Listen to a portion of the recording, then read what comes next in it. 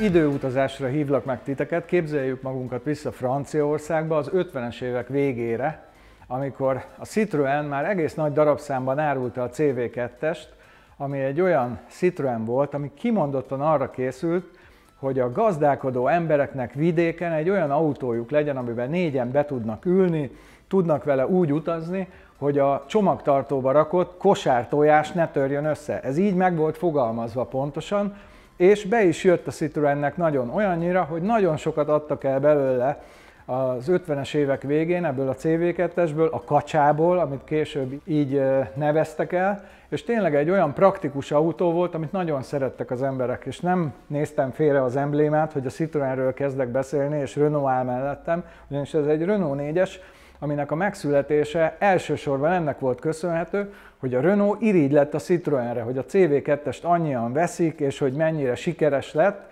Tanulmányozni kezdték a CV2-est, és megállapították azokat a dolgokat, amivel nem volt annyira jó, és megpróbálták megcsinálni, kijavítva ezeket a hibákat, egy olyan ideális autót, ami ugyancsak jó lesz vidékre, a tanyára, ugyancsak finoman tud rugózni, ugyancsak be tudnak ülni négyen, de például jobb a futóműve, olyan értelemben, hogy kevésbé karbantartásigényes, kevesebb alkatrészt tartalmaz, de ugyanolyan finoman rugózik, és ugyanolyan jó a stabilitása. Így született meg a Renault 4-es, 1961-ben, 4 hengeres motor, ami itt van az elején, az első kerekeket hajtja. Ebben konkrétan ez egy 1969-es modell, ez egy 850 köbcentis, 26 lóerős. Kíváncsiak vagyunk, hogy mennyit fog tudni itt a mérőpadon.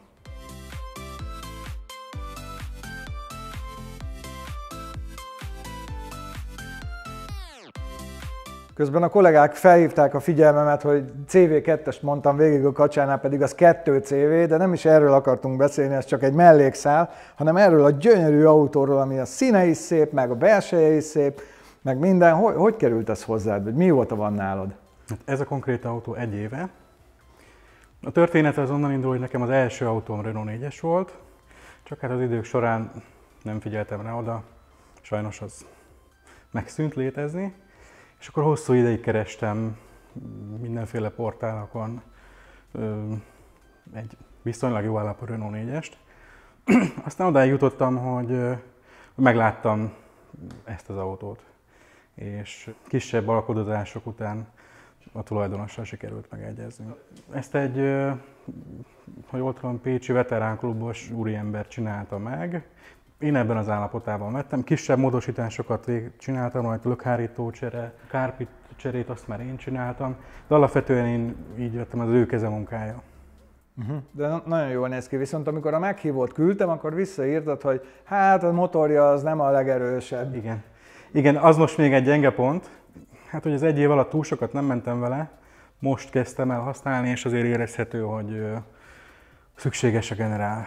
Egy váltócsere, illetve a motor már azért itt-ott gyengelkedik, füstöl. Nem érzed annyira tigrisnek? Nem érzem annyira azt a 26 lóerőt. Igen, gyárilag 26 lóerő, akkor te azt gondolod esetleg, hogy most kevesebb lesz? Tippelni nem merek, de kevesebb.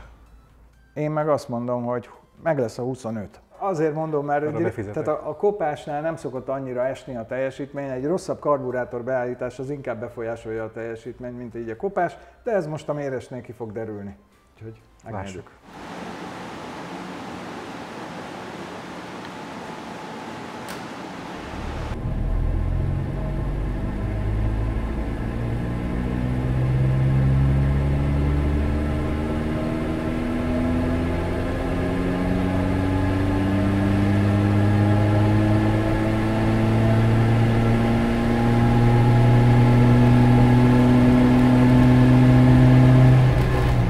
A kezdő orvosok azok kicsit mindig meghalnak minden betegükkel, mármint aki oda jut. Én is kicsit úgy érzem ezt az autót, annyira drukkoltam neki, hogy jó legyen a teljesítmény, és 17,6, tehát 18 lóerő lett, és 48 Nm. A nyomaték az még csak-csak rendben van a 53-hoz képest.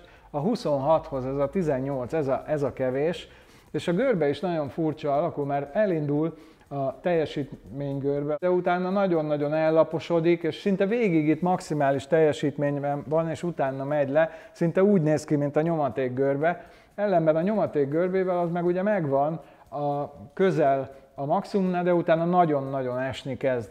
Én valamilyen előgyújtás szabályzásra tippelnék, hogy nem tökéletes. Ha az kicsit jobb lenne, akkor talán jobban tartaná a teljesítményét, tehát tovább emelkedne a görbe, nem pedig egy ilyen nyomatékgörbe alapú teljesítménygörbe lenne, de hát ez ilyen lett. De a tulajdonos az mondta is, hogy kicsit gyengének érzi, lehet, hogy... Igen. Lehet, hogy egy 20-ig tippeltem volna, de hát ez ilyen, hamarosan elkövetkezik a felújítás. 18 meg a 20 között nincs olyan nagy különbség. Voltak itt autók, amik négyszeresét veszítették ennek, mint ennek az összteljesítménye. De köszönjük szépen, hogy elhoztad, élmény volt ez az autó, nagyon szép állapotú. A Totalcar erőmérő következő autója Magyarország kedvence, a Suzuki Vitara, abból is egy 1.4 Booster Jet, all grip, tehát összkerékhajtású. Kíváncsiak vagyunk rá, hogy ez a sokak által nagyon kedvelt 1.4-es turbófeltöltő 140 lóerős motor mit tud itt a mérőpadon. Ti is kíváncsiak vagytok, nézzétek meg, iratkozzatok fel, és még sok érdekes autó jön.